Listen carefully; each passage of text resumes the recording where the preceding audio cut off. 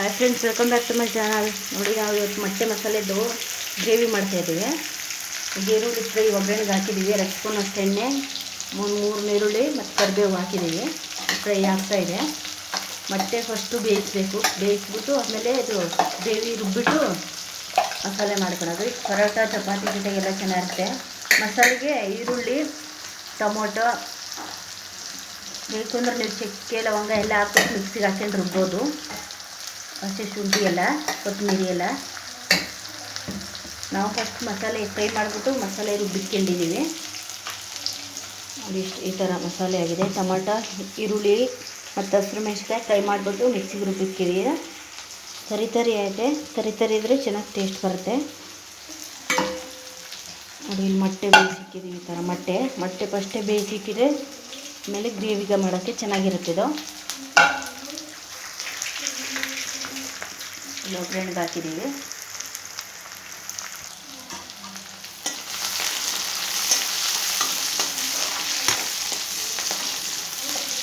ಪರೋಟ, ಪೂರಿ, ಚಪಾತಿ ಎಲ್ಲ ಜೊತೆ ಚೆನ್ನಾಗಿರುತ್ತೆ ಇದು ಕಾಂಬಿನೇಷನಾಗಿ.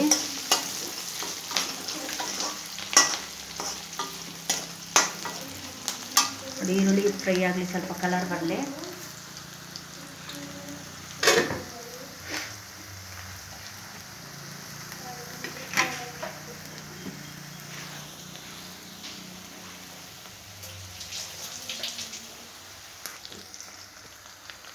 ನೋಡಿ, ಈರುಳ್ಳಿ ಫ್ರೈ ಆಗೈತೆ. ಇದು ಒಂದು 3-4 ಒಣಗಿರೋ ಮೆಣಸಿನ್ಕಾಯಿ ಹಾಕಿದ್ದೀವಿ. ಬರೀ ಖಾರದ ಪುಡಿ ಹಾಕಿದ್ರೆ ಅಷ್ಟು ಟೇಸ್ಟ್ ಬರೋಲ್ಲ. ಈ ಥರ ಹಸಿರು ಮೆಣಸಿನ್ಕಾಯಿ ಈ ಥರ ಹಾಕಿದ ಟೇಸ್ಟ್ ಬರುತ್ತಿದ್ದು ಚೆನ್ನಾಗಿರುತ್ತೆ.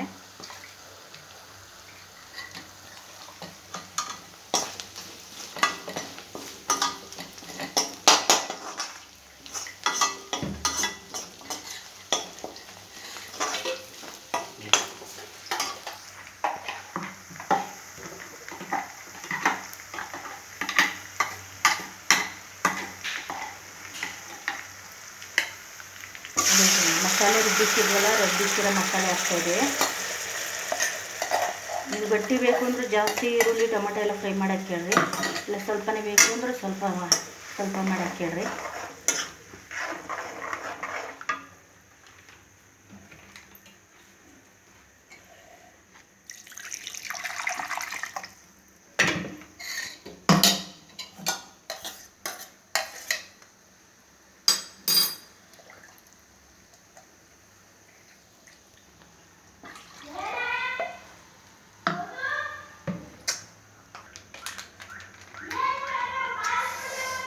ನೀವು ಫೋನ್ ಮಾಡು ನೋಡಿ, ಇದಕ್ಕೆ ಎಷ್ಟು ಬೇಕು ನಿಮ್ಗೆ ಅದು 2 ಸ್ಪೂನ್ 3 ಸ್ಪೂನ್ ಅಷ್ಟು ಖಾರ ಪೌಡ್ರ್ ಹಾಕ್ತೀನಿ. ಇದಕ್ಕೆ ಚಿಕನ್ ಮಸಾಲೆ ಹಾಕಿದ್ದೀವಿ ನಾವು. ನಿಮ್ಗೆ ಎಷ್ಟು ಬೇಕು ಅಷ್ಟು ನೀರು ಹಾಕ್ಯಾಡ್ರಿ. ಕಟ್ಟಿ ಬೇಕಂದ್ರೆ ಸ್ವಲ್ಪ ಹಾಕ್ಯಾಡ್ರಿ. ಇಲ್ಲ ಜಾಸ್ತಿ ಜನಕ್ಕೆ ಮಾಡೋದು ಅಂದರೆ ಸ್ವಲ್ಪ ನೀವು ಈರುಳ್ಳಿ ಟೊಮೆಟೊ ಎಲ್ಲ ಫ್ರೈ ಮಾಡಿಬಿಟ್ಟು ಜಾಸ್ತಿ ಮಿಕ್ಸಿಗೆ ಹಾಕ್ಕೊಂಡು ಮಾಡಬೇಕಾಗತ್ತೆ. ನೋಡಿ, ಈಗ ನೋಡ್ಕೊಳ್ರಿ, ಖಾರ ಉಪ್ಪು ಎಲ್ಲ ಸರಿಯಾಗೈತೆ ಹೆಂಗೆ ಅಂತ ನೋಡ್ಕೊಳ್ರಿ, ಗೊತ್ತಾಗುತ್ತೆ. ಕಡಿಮೆ ಇತ್ತು ಅಂದರೆ ಇನ್ನೂ ಸ್ವಲ್ಪ ಹಾಕ್ಕೊಳ್ರಿ.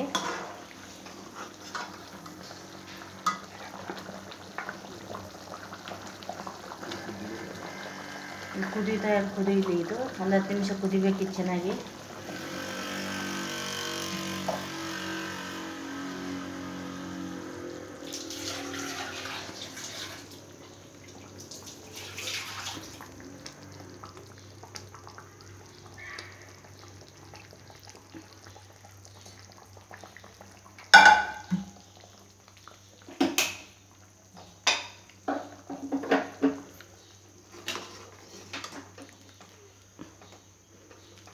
ಜಾಸ್ತಿ ನೀರು ಇಲ್ಲ, ಜಾಸ್ತಿ ಗಟ್ಟಿನೂ ಇಲ್ಲ, ಈ ಥರ ಇದೆ ನೋಡಿ.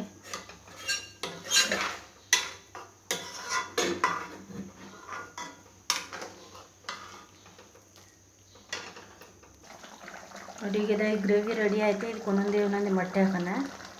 ಮೊಟ್ಟೆ ಬೇಕು ಮಧ್ಯದಲ್ಲಿ ಕುಯ್ದು ಹಾಕ್ರಿ, ಅವಾಗ ಮಸಾಲೆ ಹಿಡಿಯುತ್ತೆ. ಅದಕ್ಕೆ ನಿಮ್ಗೆ ಹೆಂಗೆ ಬೇಕಾಗಿ ಮಾಡ್ಕೊಳ್ರಿ. ಕುಯ್ದು ಹಾಕೋದು ಒಂದೇನಿಲ್ಲ. ಕುಯ್ದು ಹಾಕಿದ್ರೆ ಚೆನ್ನಾಗಿ ಮಸಾಲೆ ಹಿಡಿಯುತ್ತದೆ. ಕುಯ್ದು ಅಂದರೆ ಸ್ವಲ್ಪ ರೌಂಡಕ್ಕೆ ಇರಬೇಕು. ಚಿಕ್ಕದಾಗಿ ಮಾಡಿ ಈ ಥರ ಹಾಕ್ಬೇಕು. ಓಲ್ ಥರ ಮಾಡ್ಕೊಳ್ಳಿ. ಇಲ್ಲ ಅಂದರೆ ಸ್ವಲ್ಪ ಹಿಂಗೆ ಗೆರೆ ಎಳ್ದಂಗೆ ಎಳೆದ್ಬಿಟ್ಟು ಮಾಡಿರೋದು ಚೆನ್ನಾಗಿರುತ್ತೆ, ಟೇಸ್ಟ್ ಇರ್ತದೆ. ನಿಮ್ಗೆ ಎಷ್ಟು ಬೇಕೋ ಅಷ್ಟು ಮೊಟ್ಟೆ ಹಾಕ್ಕೊಂಡು ಇದು ಮಾಡ್ಕೊಳ್ಳಿ, ಚೆನ್ನಾಗಿರುತ್ತೆ.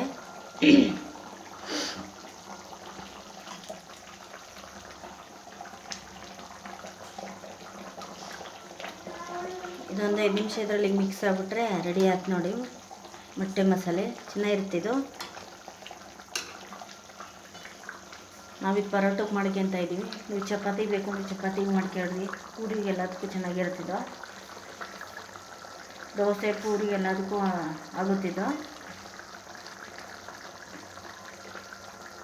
ಒಂದೇ ಥರ ಮಾಡೋದ್ರ ಬದಲು ಬೇರೆ ಬೇರೆ ಥರ ಮಾಡ್ಕೊಂಡು ತಿಂದರೆ ಚೆನ್ನಾಗಿ ಟೇಸ್ಟ್ ಬರುತ್ತೆ.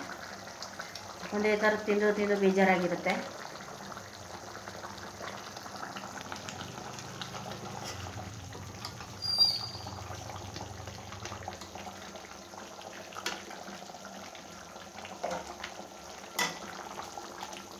ಸ್ವಲ್ಪ ಮಸಾಲೆ ಎಲ್ಲ ಇದು ಮೊಟ್ಟೆಗೆ ಇದಕ್ಕೆಲ್ಲ ಹಾಕಿ ಒಂದು 10 ನಿಮಿಷ ಕುದಿಸಿದ್ರೆ ಆಯಿತು ಇದ್ರ ಜೊತೆ ಇದು. ಏಕೆಂದರೆ ಇದು ಮತ್ತೆ ಮೊದಲೇ ಬೆಂದಿದೆ ಇದು, ಅದರಿಂದ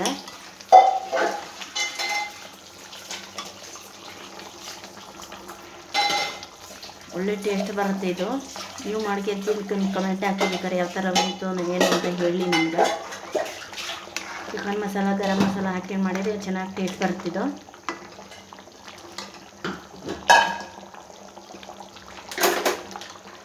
ಇಷ್ಟು ಹಾಕಿದ್ದು ಜಾಸ್ತಿ ನೀರಿಲ್ಲ, ಜಾಸ್ತಿ ಗಟ್ಟಿನೂ ಇಲ್ಲ, ಇದು ಚೆನ್ನಾಗಿದೆ.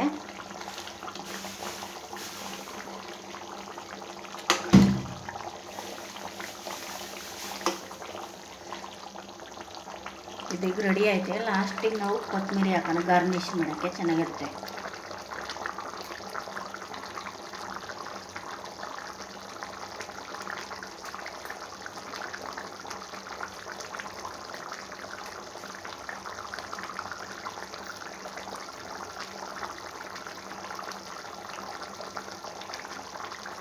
ಇದಕ್ಕೆ ನಾವು ಖಾರದ ಪೌಡ್ರ್ ಹಾಕಿಲ್ಲ. ಖಾರದ ಪೌಡ್ರ್ ಬದಲು ನಾವು ಹಸಿಮೆಣ್ಸಿಕಾಯಿ ಎಣ್ಣೆಲಿ ಫ್ರೈ ಮಾಡಿಬಿಟ್ಟು ಮಿಕ್ಸಿ ಹಾಕಿದ್ದೀವಿ ನಾವು. ನಿಮ್ಗೆ ಎಷ್ಟು ಬೇಕಾ ಖಾರ ಅಷ್ಟು ನೀವು ನೋಡ್ಕೊಂಡು ಹಾಕ್ಕೊಳ್ರಿ. ಹಸಿಮೆಣ್ಸಿಕಾಯಿ ಹಾಕಿದ್ರೆ ಜಾಸ್ತಿ ಖಾರ ಇರುತ್ತೆ, ತಿನ್ನೋಕ್ಕೆ ಚೆನ್ನಾಗಿ ಟೇಸ್ಟ್ ಬರುತ್ತೆ.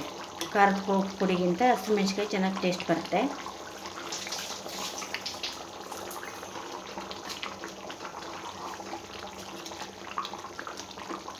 ನೋಡಿ ಲಾಸ್ಟಿಗೆ ನಾವು ಕೊತ್ತಂಬರಿ ಹಾಕ್ತಾಯಿದ್ದೀವಿ.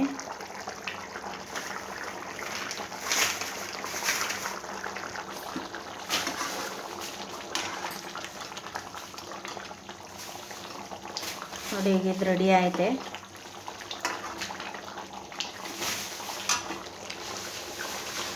ಕುದೀತೈತೆ ತೊಕ